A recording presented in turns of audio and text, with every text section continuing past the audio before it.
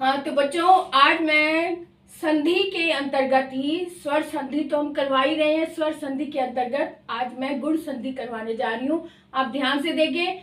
इससे पहले के 2 वीडियो में मैंने दीर्घ संधि के बारे में डिटेल में बात की थी, उदाहरण सहित बताया था और उम्मीद करती हूँ कि आपको समझ में आ गया होगा। और अगर नहीं समझ आया तो आप कमेंट करके पूछ सकते हैं कभी भी। तो आज मैं करवाने जा रही हूँ गुण संधि। गुण संधि का मतलब ही है कि 2 स्वरों के मेल से तीसरा गुण जो मिले, तीसरा रूप जो बने, यानी कि तीसरा गुण में बने, उसे गुण संधि बोलते हैं। अब जैसे यहाँ पर ये बहुत ही आसान है, अगर थोड़ा सा आप ध्यान दें, बस इसका ये ध्यान देना है कि ये जो पूर्व पद 2 पद होते हैं ना, पहला वाला जो पार्ट होता है उसे पूर्व पद बोलते हैं और जो दूसरा पद होता है उसे उत्तर पद बोलते हैं। तो पूर्व पद पर अगर ये अ या आ आए, सिर्फ ये ध्यान देना है कि पूर्व पद पर अ या आ आए, मतलब आ ही होना चाहिए। यहाँ पर शर्त ये है कि पूर्व पद पर आ होना चाहिए, दीर्घ हो या ह्रस्व हो इससे कोई मतलब नहीं, सिर्फ आ है। और अगर आ के सामने ई आया है तो ए बन जाएगा, और अगर अ या आ के सामने उ आया है तो ओ बन जाएगा, और अगर अ या आ के सामने री आया है तो अर बन जाएगा। बस इतना सा आपने ध्यान देना है।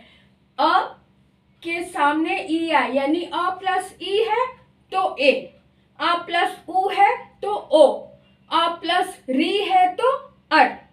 सिर्फ इतना सा ध्यान देना है।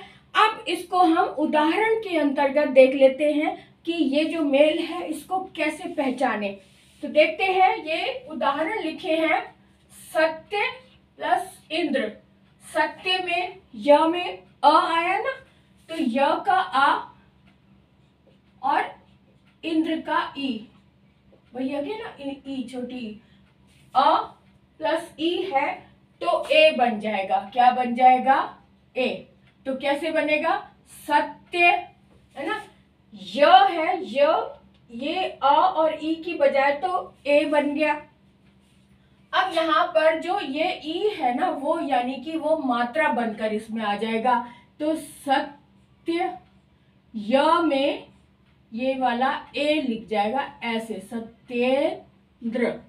ये जो ई है ये हट जाएगा। समझ लो कि इस ई की जगह ए बन गया और उसको हमने यहाँ पर मात्रा के स्थान पर लगा दिया, तो ये शब्द बन गया सत्येंद्र। ठीक है। उसके बाद देख लेते हैं दूसरा उदाहरण। अ या आ के बाद अगर उ आए तो ओ बन जाता है ना। ओ बन जाता है कैसे? सूर्य प्लस उदय। यहाँ पर सूर्य का अ है, सूर्य का अ प्लस उ है, और अ प्लस उ के साथ में बन जाता है ओ। ठीक है ना, ओ बन गया। तो कैसे लगाएंगे? यहाँ पर भी उ के स्थान पर हम ओ की मात्रा लगा देंगे, जो भी इससे पहले व्यंजन है। ठीक है ना, य इससे पहले व्यंजन है तो हम लगा देंगे, बना देंगे शब्द को सूर्योदय। सूर्योदय बन गया। उ को हमने ओ के स्थान पर, अगर उ वैसे होता तो हम उ की मात्रा लगाते, लेकिन उ से पहले अ आया है तो अ प्लस उ होने से ओ गुण बनता है, इसलिए हमने ओ को मात्रा के स्थान पर मात्रा के साथ लगा दिया, सूर्योदय। ठीक है, सूर्योदय। इस तरह से अब आगे देख लेते हैं एक और उदाहरण। अ या आ के बाद अगर री आए तब क्या बनता है? तब अर बन जाता है।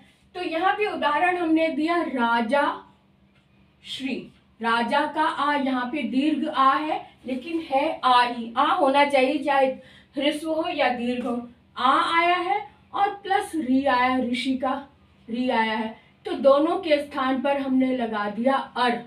और र में हल लगा हुआ है। तो जो अर यानी कि ये जो र है ये आधा है, इसमें कोई स्वर नहीं मिला हुआ है, तो हम कैसे यहाँ पे खुले स्थान पे बता देती हूँ। जैसे राजा और ऋषि है, ये इसको ध्यान से देखो, बहुत बच्चे इसको नहीं समझ पाते हैं। राजा का आ और ऋषि का री, इन दोनों के स्थान पर बन गया अर। क्या बन गया, अर, है ना। अब राजा और इसमें कैसे मिलाएंगे, अब राजा यानी राजा में से आ निकल गया तो यहाँ बचा राज, ज में हल लग गया, है ना, जा में से आ निकल गया तो राज बना, यहाँ पे ज में हल लगा हुआ है।